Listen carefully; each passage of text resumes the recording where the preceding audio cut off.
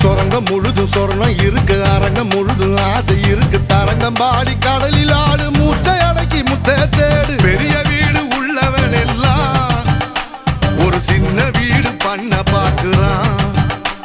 ஏசர கடிச்சி சாஞ்ச